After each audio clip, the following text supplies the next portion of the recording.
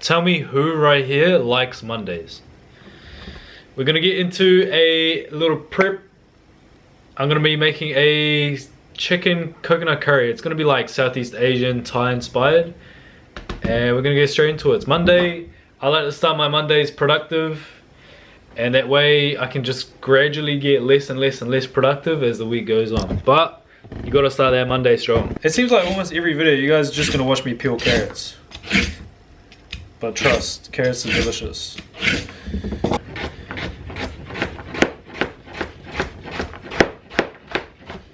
Just look at that, there's heaps of carrot. You probably only need like half this amount. Veggies for my curry. I've got some spinach, heaps of spinach. I had heaps of spinach left in the fridge. So that can be a nice key component. As well as some carrots. Carrots, sweetness, carrots, carrots, carrots. I love carrots, especially in curries. You know that. If you support me, if you watch my videos, you know that. They're delicious. Texture, sweet, yum. A little bit lower in fat, using the chicken breast. And we're gonna cut them stir fry style. So open them up, separate the tenderloin. I'm gonna half the hip piece. And now we have this guy. Give that a little tap to flatten him out. Once a little bit flatter, we're gonna cut 45, a little bit more, into nice thin strips. Does it have to be thin? No, it doesn't have to be thin. But long and surface area, that's what we want. But this one, since this one's like thin, it's like the tail, I'll just do that straight up. I'll tell you what, the thinner you cut them, the quicker they cook and the less time you have to spend in the kitchen. Now with the tenderloin as well, I just do it one time, slice, slice, slice thin, because this is a way more tender part of the chicken. Now we come in with this behemoth. Look at this guy. That's crazy. You know what? There was a period of time in the supermarkets, right? I think it was like late last year, where the chicken breasts, right? You saw the chicken breast that I had. The chicken breast was probably like 0.5 times the size of this one. In New Zealand, we were getting chicken breasts that size. I was like, holy shit, that's insane. Like, how big is that chicken? I don't think I've seen a chicken that big ever. Anyone has a chicken farm, send me some pictures of your chicken. I posted on my story, I'm like, yo, what's up with the size of these chicken breasts?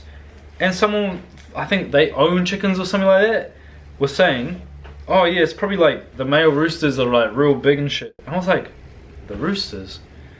And I thought about it, I was like, true, that's so weird. I mean, it's just something that you don't really think of, right? Like, chicken is chicken. Chicken is like, I'm not sure if chicken's like the meat name. Because there's like roosters, like the male chicken, you know, like cow is the female cattle. And bull is the male version of the cattle. Or ox. I'm pretty sure that's how it works, yeah. And so I was like, oh, chicken, you just think of like the lady chickens. But you want to keep the lady chickens because they lay the eggs. So if there's a boy chicken or a rooster, there's no need for them. It's like in New Zealand, a lot of the cow, the beef that we get is not the boy cows, it's the boy cows. And I think they're young as when they get slaughtered too. So that's a pretty trippy little snippet into New Zealand agriculture. I'm not saying that's bad or nothing. It's just different, right? It's just different. Because every country would just be different. But I'll tell you what, I'm pretty happy about living in New Zealand. It's becoming way more multicultural, which is, I find, is good. A lot of the old people, they don't really like that. The purists, they don't really like that. They think immigrants are bad. Immigrants are good. Immigrants are good. We can always do with more people. And the sharing of culture is one of the best things that you could share. You could share your culture. That's heaps. We'll probably need to do 2 separate fry-offs for this. My wok's gonna get submerged otherwise. I'm gonna put you on some game real quick. It's gonna seem like it's a long task doing 2 separate cooks, but that's like the plateau, right? Frying off all in one batch takes so long because it draws all the heat out of your pan, wok, whatever you're cooking in. It doesn't like crisp up the meat or sear it nicely. When that happens and you're cooking the chicken at a lower temp, all the water is gonna seep out. Whereas you get that nice sear on the outside, that water is gonna stay within the chicken, keeping it nice and juicy. And especially we got a nice long service area here. If you want to chuck everything in, just bloody chuck in the oven then. Or you can parboil it. That's what a lot of the restaurants do. They serve like Thai food and stuff like that. They parboil it. But I find that takes a lot of the flavor out. But like anyways, I always say do what you do. You do you, man. In saying that, I'm not talking shit about that method at all. But do you know why? I prefer more of a chickeny taste, right? So I'm not gonna parboil it. Restaurants, they need to consistently pump food out. You need to get the food out, and I bet you they can make like a chicken coconut curry or whatever it is in like 2.5 minutes. Because that's the type of efficiency that you need. At home, we don't really need to do that. And I've had the best Thai food I've ever had in my entire life. The place is called Tuk Tuk Thai. I'm gonna put it right here. Tuk Tuk Thai. Learned about the place a few years ago. Only went end of last year, roughly around that time. The best Thai food I've ever had in my entire life. I had the chicken. I always go for a chicken Penang curry Thai hot, but their pad Thai is their specialty, and as well as the tom yum soup. I don't know, like the whole menu, there's like a story behind a lot of the dishes, and the lady that made Tuk Tuk Thai is an absolute genius.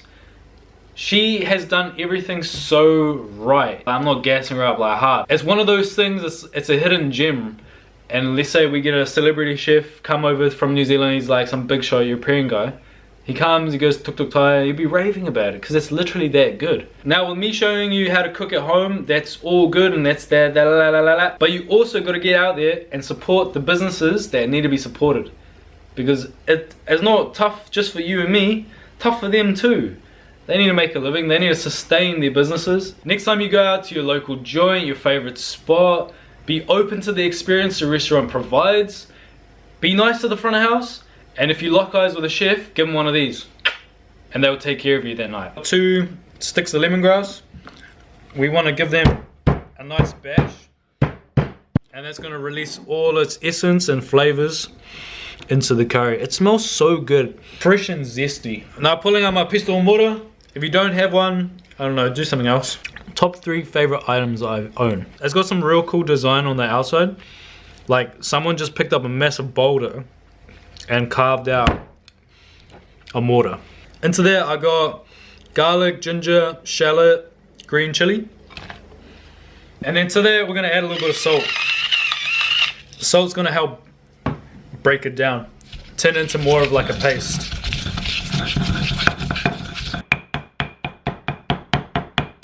Here's a close-up, you can see it's turned into a nice paste. This is kind of like a take on a sambal. You know, there's so many different things you can add into a sambal, but you know, that's the foundation. And in Thai recipes, they'll tend to use galangal, which is like a part of the ginger family. I'm not gonna go out of my way from galangal. I have limited space in my fridge. If you don't have galangal, ginger's okay. Just transfer this into a ramekin. That's gonna add so much flavor. Guys, there's so many different substitutions out there. You don't have to be super specific and get hung up on a specific ingredient, like if you don't have it. I always like to push, use what you have and season to your taste. These are 2 skills that will start helping you think on your feet and make food that you actually like. Because for example, my taste buds different to your taste buds, different to your mama's taste buds. You need to just season the taste, season the taste. You don't like it, add a little bit more, add a little bit more. I like to make the kitchen a creative place. If you're watching my videos, like it up for the inspiring talk. That's how you know your wok's ready, when we have a nice bead going. Always remember to season your protein before we start cooking. And salt. Your fat of choice goes in the wok, coat the whole thing. And we want to be cooking on high heat the entire time. Our first batch of chicken goes in. And make sure they're all flat. All we're doing is mixing around, giving it a flip. First batch is done. We're going back in with our fat, our second round of chicken. Get that flat. Our second round of chicken's done. You can see we're just going for a light golden brown. We're just essentially par cooking it. We still got some chicken essence there, a bit of fond on the pan as well. I love that shit. This shit is gold right here. Now we're gonna go in with our coconut cream. Once we have rapid bubbles on our coconut cream, going with our sambal, lemongrass, and I've got a couple dry kaffir lime leaves. So all our fragrance goes in. Give that a mix around. Oh, but that smells so good already. Next ingredient is curry powder. You can use whatever curry powder you have and how spicy or curry flavor you like it. So I went in with a full teaspoon. And next we're going to go in with our spinach. Not a traditional ingredient, but this has the most water content. We need to get rid of that water first before we add anything else.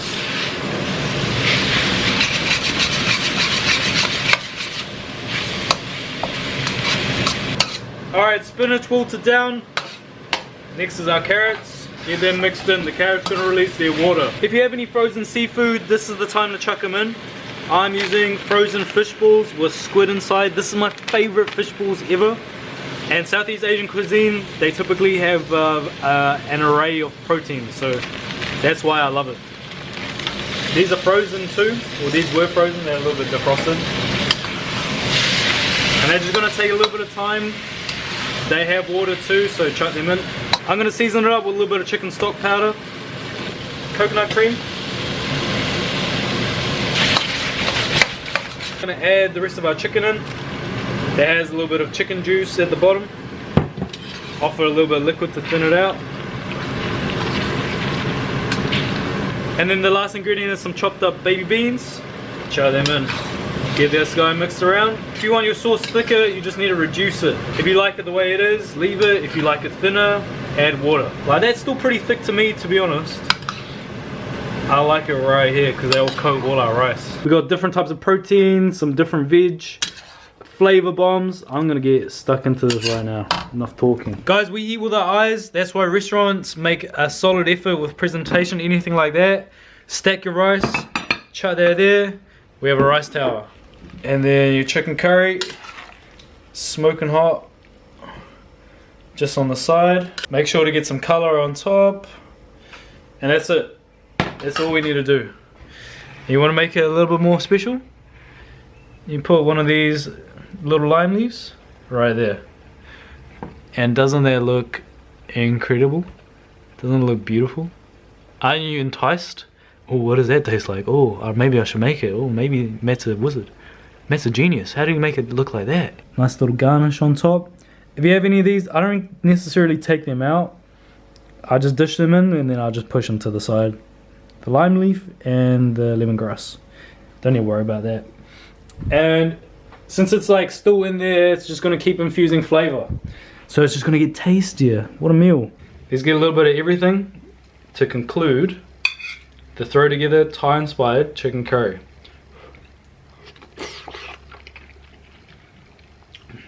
Oh my god. It's not spicy, it's just like a nice warmth, you know? You know when you hug someone, hug your mom, hug your dad, hug your grandma, granddad, you feel a little bit warm inside. This is exactly what this feels like. It feels like love.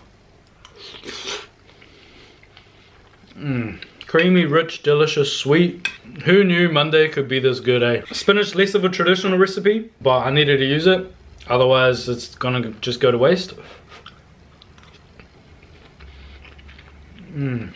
I don't tend to over exaggerate on this channel. I like to keep it real, but I need to take a moment. I think I just need to relax. This meal got me contemplating my entire week. It's only Monday, bro. It's only Monday. Bro, I've got no fish balls in when I dish myself up. If you haven't had a fish ball before, it's just like a ball of fish. Sometimes they're filled. This one's filled with squid paste. And my favorite thing ever, man. And my favorite thing ever. That's so good.